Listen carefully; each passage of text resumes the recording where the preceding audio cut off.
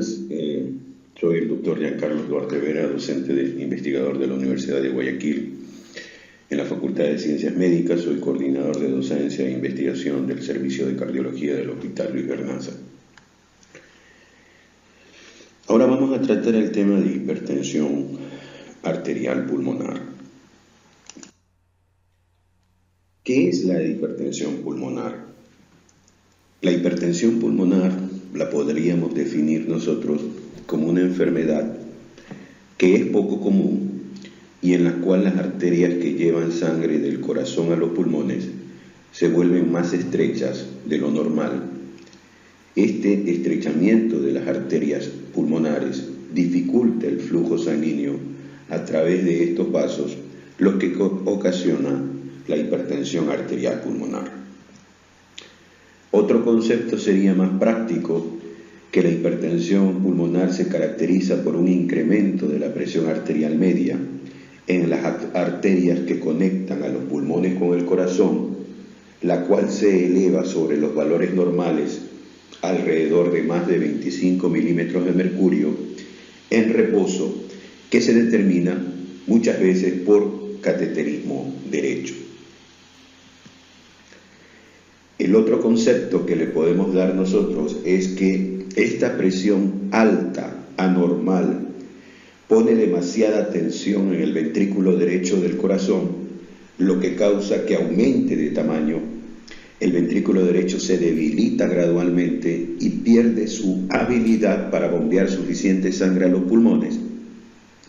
Y esto nos puede llevar a desarrollar una insuficiencia cardíaca del lado derecho.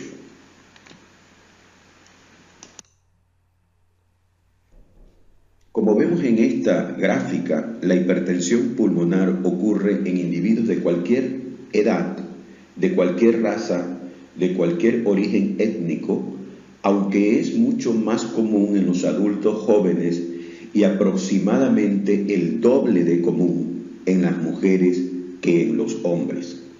Aquí tenemos imágenes de un estrechamiento que decíamos de la arteria pulmonar con aumento de la presión pulmonar y un ventrículo derecho agrandado o sobrecargado que soporta dicha presión.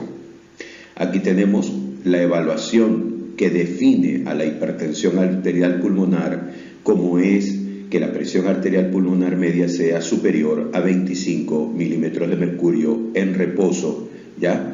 Y es recogida por un cateterismo derecho.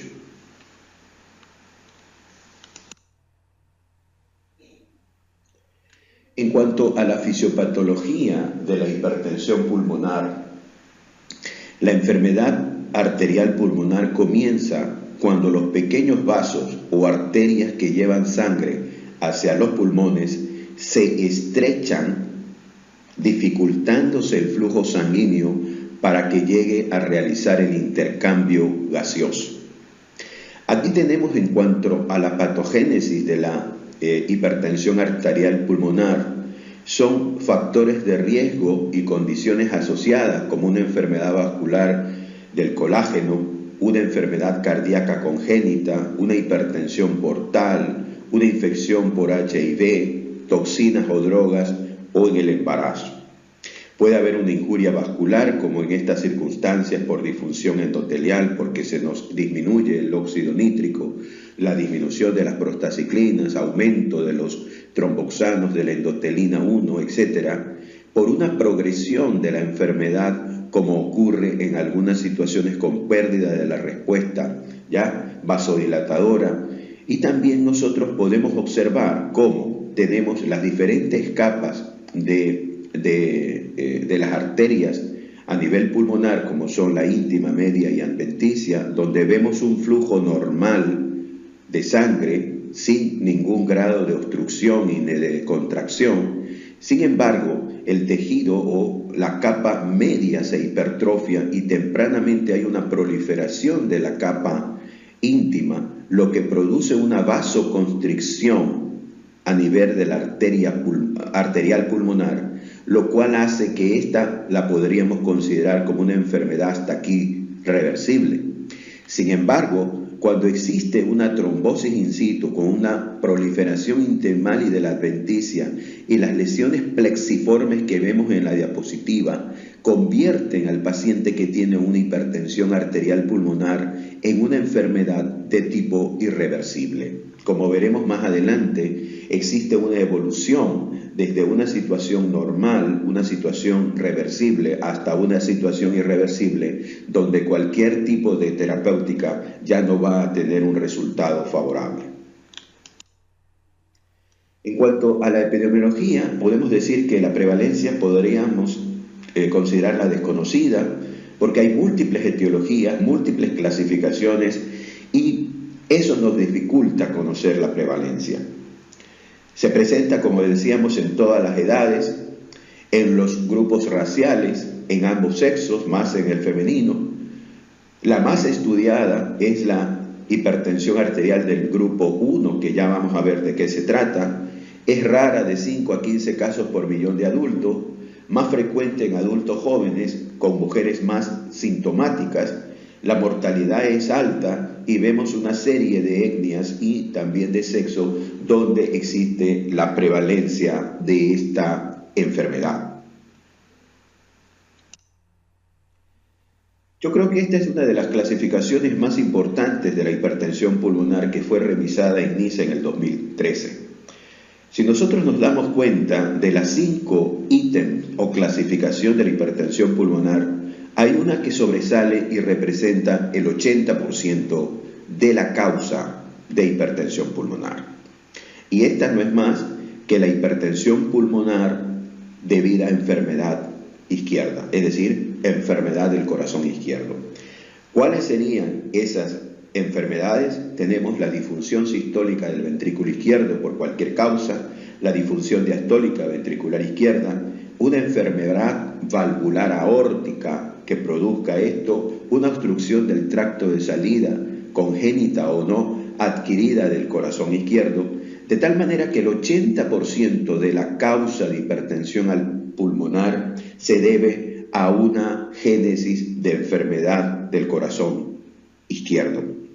Posteriormente tenemos la hipertensión pulmonar debida a enfermedad pulmonar o a hipoxia, que la representa la enfermedad pulmonar obstructiva crónica, la enfermedad del intersticio pulmonar, trastornos respiratorios del sueño, trastornos de hipoventilación alveolar, etc.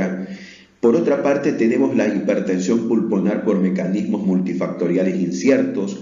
Aquí tenemos las colagenopatías, obstrucciones pulmonares, tumorales, mediastinales, fibrosantes, insuficiencia renal crónica, hipertensión pulmonar segmentaria, etc. Por otro lado, tenemos la hipertensión arterial pulmonar en sí, que la podemos definir como idiopática, hereditaria, desconocida, inducidas por drogas o toxinas o asociadas a enfermedades del tejido conectivo, a infección de HIV, hipertensión portal, enfermedad cardíaca congénita, también es quistosomiasis. Y por último, nosotros tenemos la hipertensión pulmonar tromboembólica crónica, que nos merece una atención especial, a pesar de que no es muy frecuente. Sin embargo, debemos de considerar cuáles serían los factores de riesgo para que una persona tenga hipertensión pulmonar tromboembólica crónica. Vamos a clasificar en forma resumida lo que acabamos de decir, de tal manera que si nosotros observamos esta diapositiva, vemos que la que pertenece al grupo 1 y que era la más estudiada es la hipertensión arterial pulmonar en sí, que puede ser idiopática o relacionada a herencia, etc.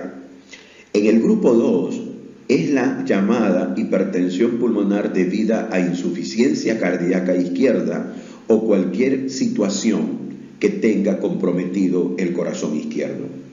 En el grupo 3 tenemos la hipertensión pulmonar debida a enfermedad pulmonar crónica o por una situación de hipoxemia a la cabeza, la enfermedad pulmonar obstructiva crónica.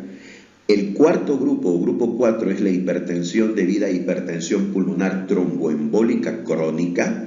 Y por último, la debida a mecanismos multifactoriales no claros, que es el grupo 5, y le ponemos un ejemplo como la sarcoidosis o algún tipo de colagenopatía. Como vemos, esto es una clasificación resumida para poder entender de qué se trata y cómo sería el manejo de cada una de las entidades.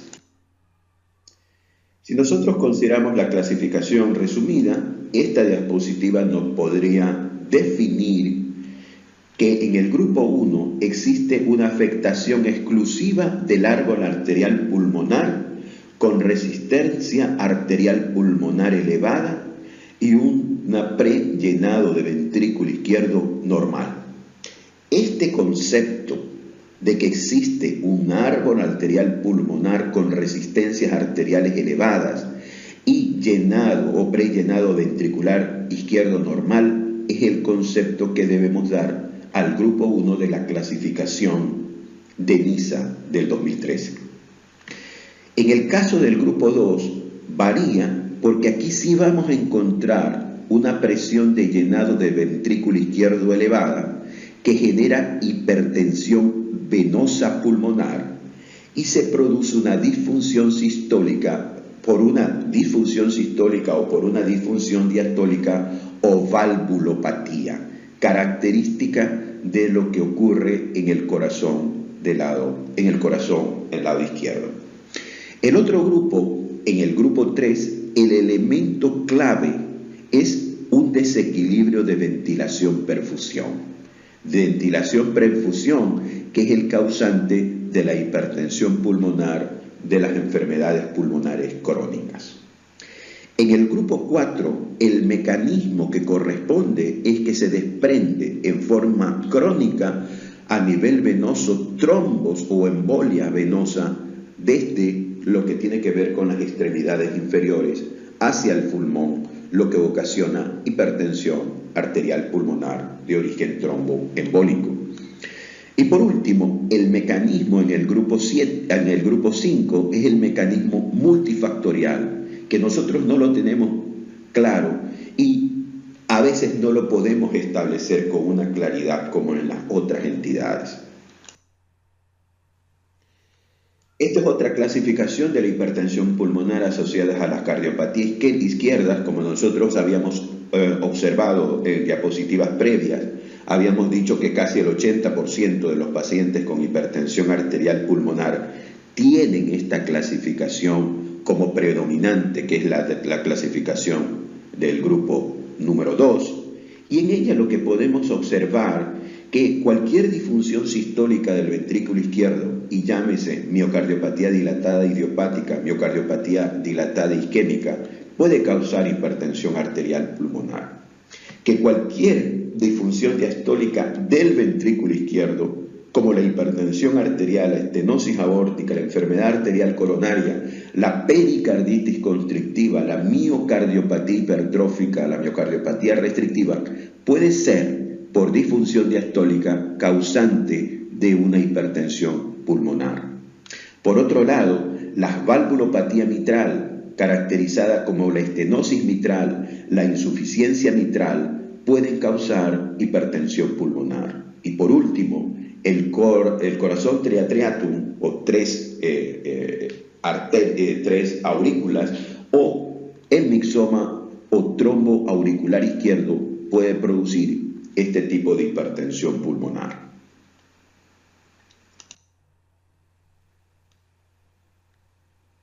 Si nosotros vemos esta diapositiva, vamos a analizar los síntomas que una persona con hipertensión arterial pulmonar pueda presentar. Y aquí tenemos los síntomas.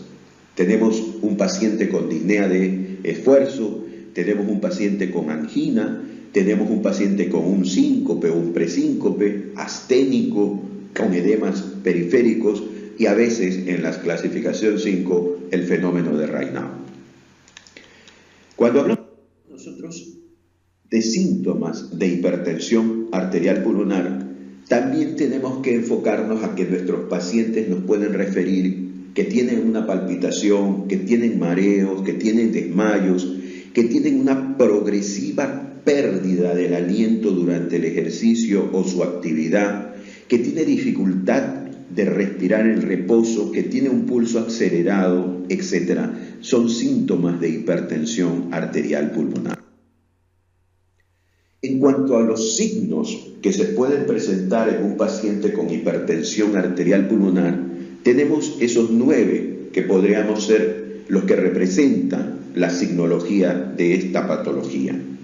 En primer lugar, un segundo ruido acentuado, un clic protosistólico, un soplo sistólico eyectivo pulmonar, un soplo sistólico regurgitante tricuspidio, una ingurgitación yugular es un signo de hipertensión pulmonar, especialmente en la insuficiencia cardíaca derecha, una yugular con una onda A prominente, un segundo ruido y ventrículo derecho palpables en el examen físico, signos de insuficiencia cardíaca derecha como hepatomegalia, reflujo hepatoyugular presente y la presencia de acropaquia.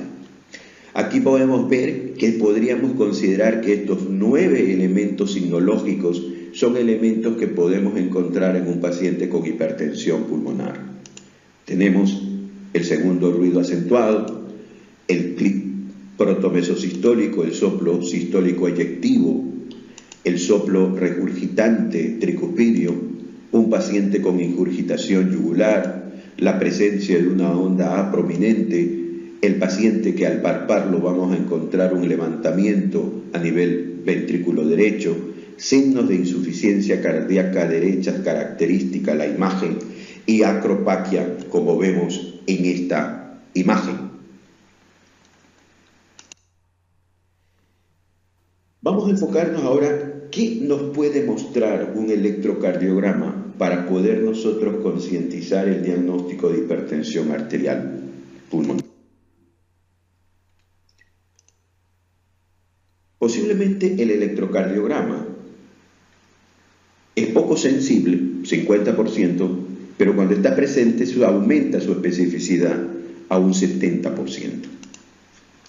Aquí tenemos las características que pueden hacer representativo a la alteración electrocardiográfica en un paciente con hipertensión arterial pulmonar. Aquí tenemos un primer elemento, un electro con un eje desviado a la derecha. Por otro lado, obsérvese en V1 la relación de la R comparativamente con la S, que es menor. R mayor que S en B1 habla de hipertrofia ventricular derecha. Si nosotros observamos en D1 la presencia de una S empastada como vemos en la imagen y dirigimos la mirada hacia B1 y encontramos un complejo RSR', esto nos da como un bloqueo completo de rama derecha o un bloqueo incompleto de rama derecha dependiendo de cuánto mida el QRS. El otro elemento, y ya viendo la onda P, es la presencia de la llamada P pulmonale, que es mayor de 2.5 milímetros en D2, como se ve en la imagen. De tal manera que la desviación del eje de la derecha, la relación R mayor que S en V1, la presencia de un bloqueo de rama derecha o una onda P pulmonares representan electrocardiográficamente un elemento complementario para poder definir el diagnóstico de hipertensión pulmonar. El otro, cuando nosotros tenemos un paciente con una tromboembolia pulmonar como impresión diagnóstica, ahí el electro, en esta situación el electro nos puede brindar una ayuda desde el punto de vista para mejorar y para confirmar el diagnóstico. La presencia de un paciente con taquicardia sinusal, la presencia de una S en D1, una Q en D3 y una T, es decir, T negativa en D3, S1, QT D3, es un signo electrocardiográfico compatible con una tromboembolia pulmonar. Y como les decíamos, el bloqueo completo de la rama derecha son elementos sustancialmente importantes para considerar que el cuadro clínico de ese paciente que entra con una disnea aguda, etcétera, etcétera, es por una tromboembolia pulmonar.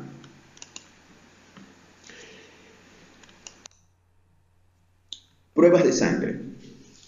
¿Cuál sería este elemento complementario desde el punto de vista de ayuda para el diagnóstico de hipertensión arterial pulmonar?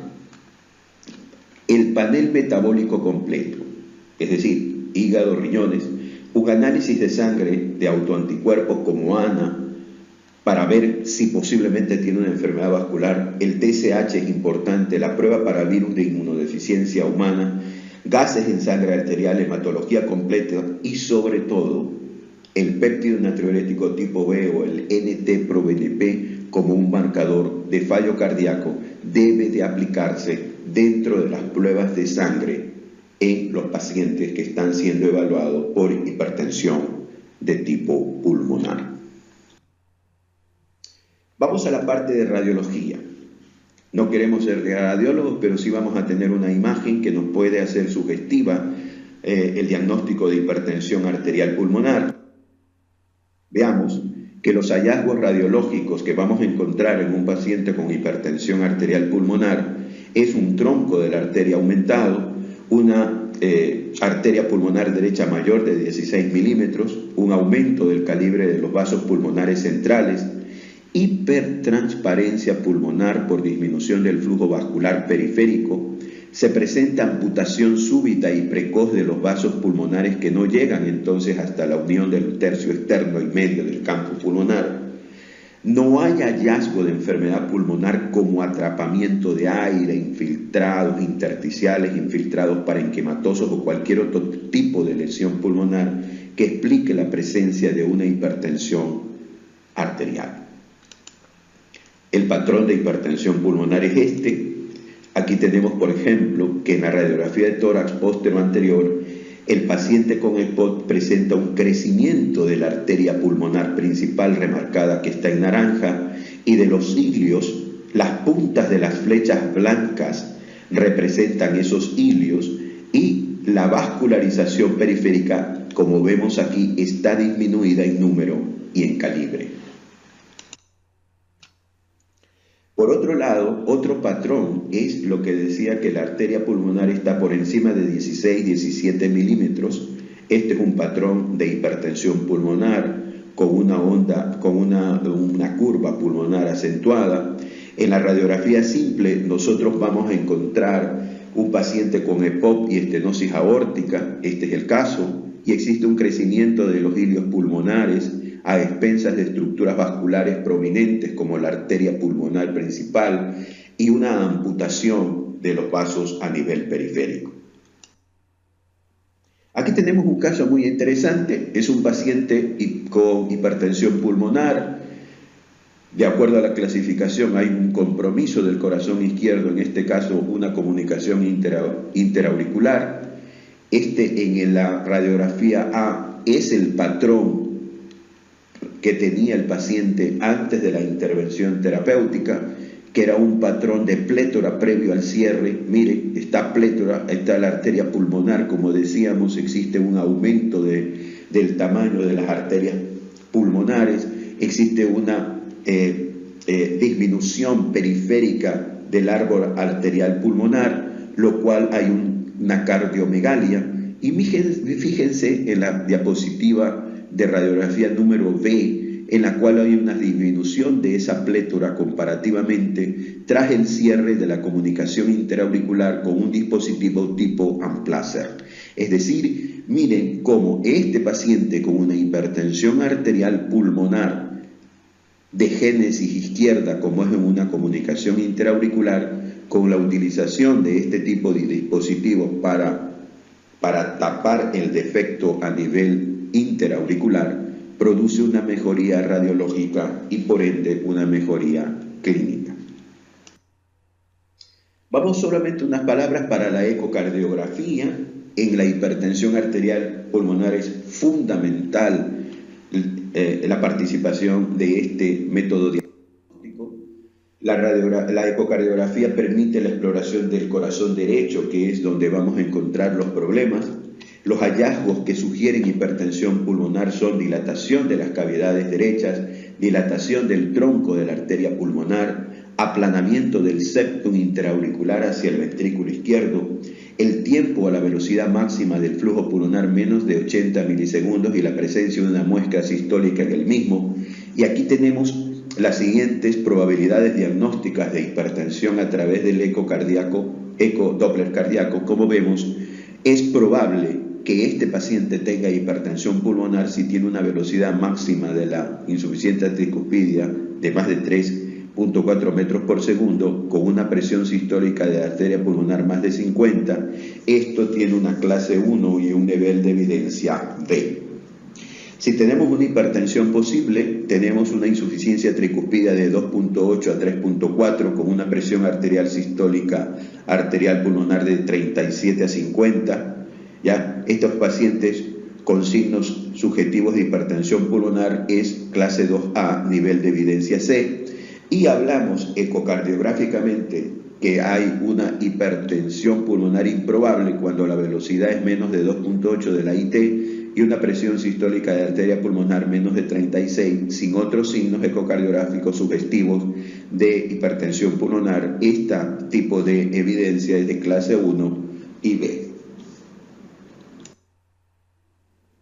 Aquí tenemos un ecocardiograma de un paciente con hipertensión pulmonar, en la cual vemos un trombo en la arteria pulmonar.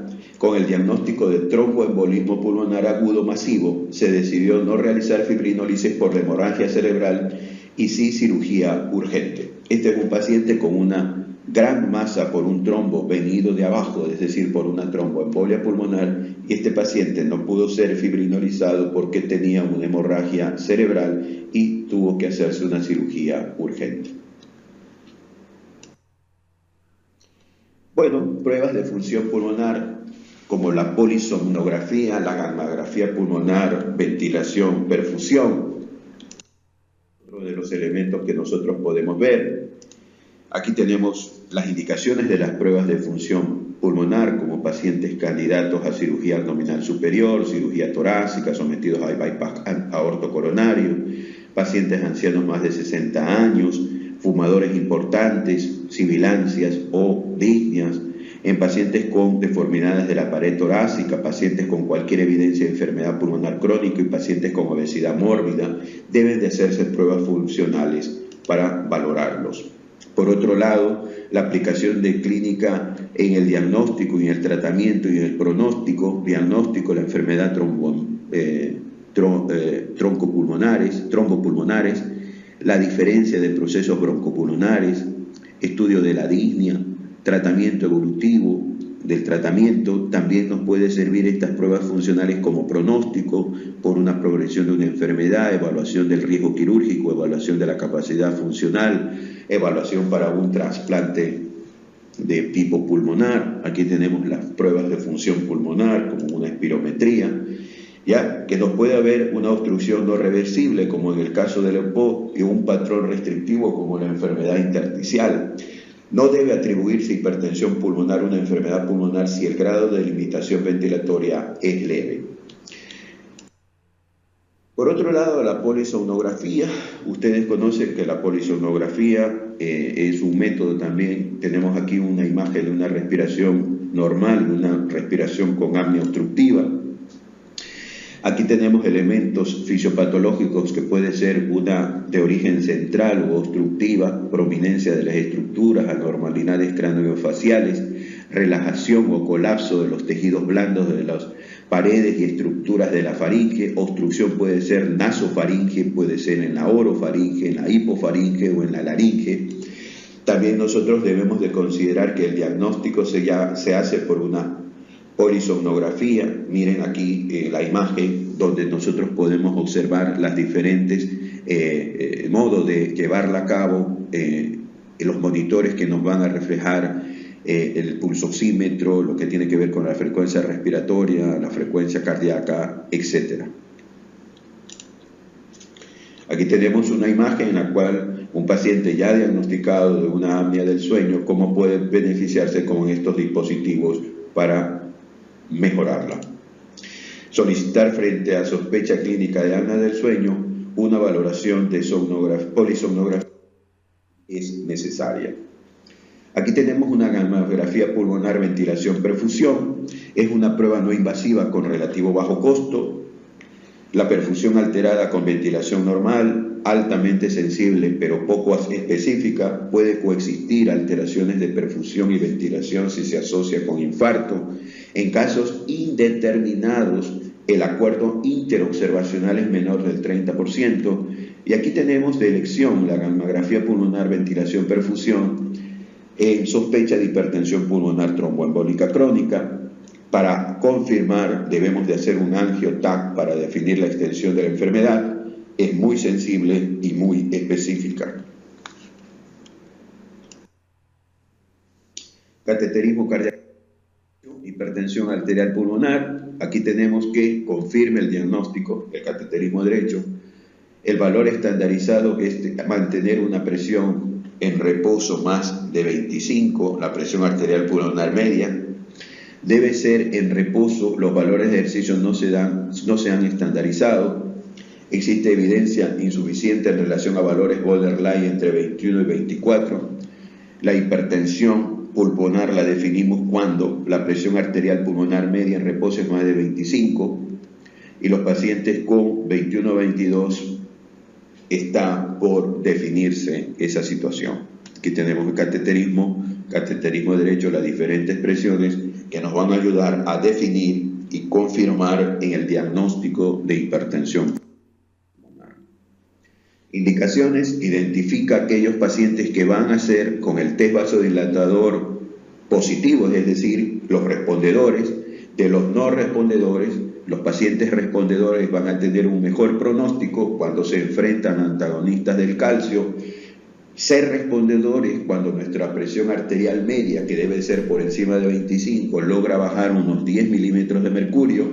Ese paciente, sin haber disminuido el gasto cardíaco, ese paciente tiene una indicación con el vasodilatador positiva y se llaman respondedores. Si no ocurre esto, serían personas que tienen una hipertensión arterial no respondedora o irreversible.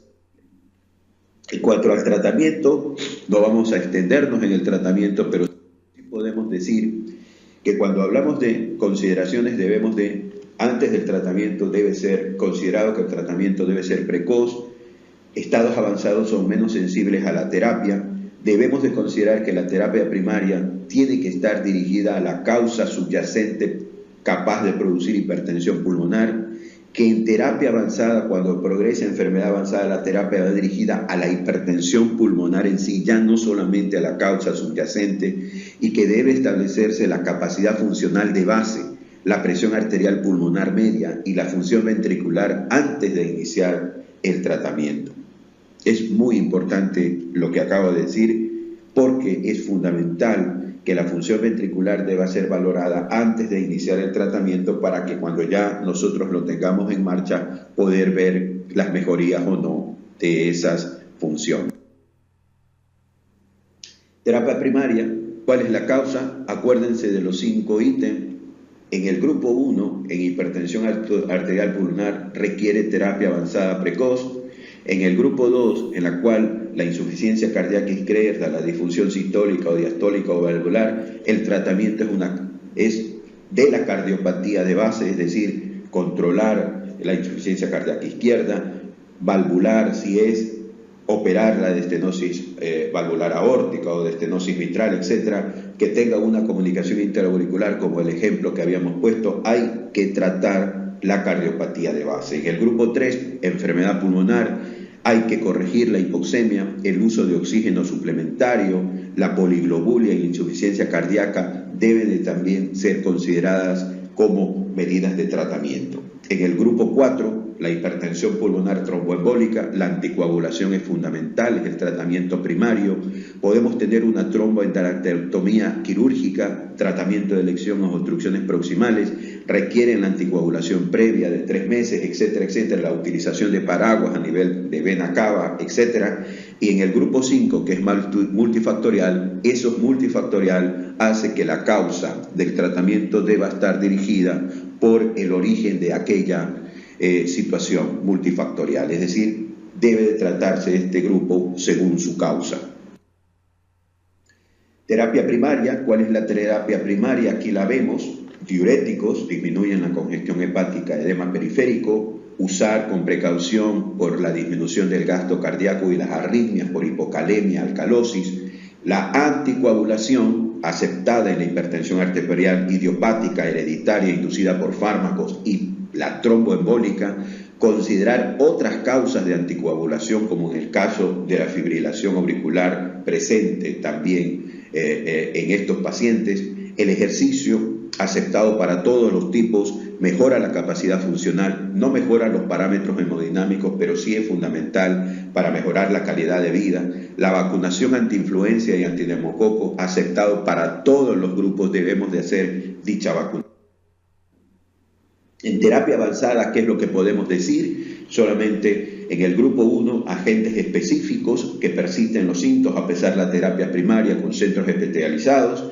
En el grupo 1, algunos del grupo 3 y del grupo 5, en los ensayos clínicos, los bloqueadores de canales de calcio como el diltiazem, el lidipino han sido útiles.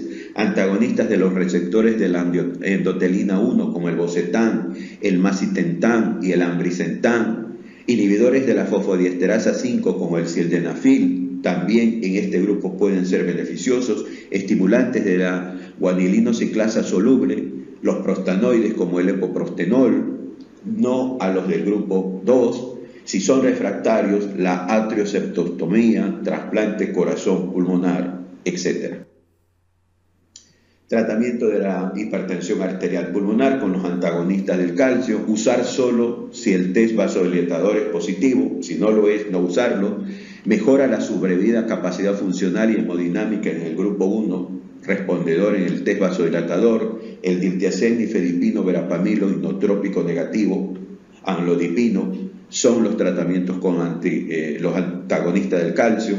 En el caso de los inhibidores de la fosfodiesterasa 5, como el sildenafil, ya degrada el GMP5 que genera vasodilatación. Al inhibir la fosfodiesterasa 5 aumenta la disponibilidad de cGMP generando vasodilatación, mejora la hemodinamia pulmonar y la capacidad del ejercicio en pacientes con hipertensión arterial pulmonar grupo 1. No se ha estudiado su impacto en la sobrevida. Su efecto sobre otros grupos de hipertensión pulmonar es incierto. Y por último tenemos, en el caso de la tromboembolia pulmonar, cuando hay un coágulo en la arteria pulmonar se puede eliminar quirúrgicamente para mejorar el flujo sanguíneo y la función pulmonar. En el caso del trasplante del pulmón, actualmente la única cura para la hipertensión pulmonar primaria, el trasplante está reservado para hipertensión pulmonar avanzada que no responden a medicamentos o refractarios.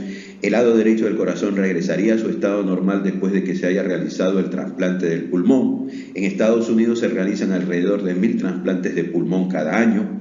Y el trasplante de corazón-pulmón, este tipo de trasplante es raro, pero necesario para los pacientes que tengan una combinación de fallo pulmonar y de fallo cardíaco.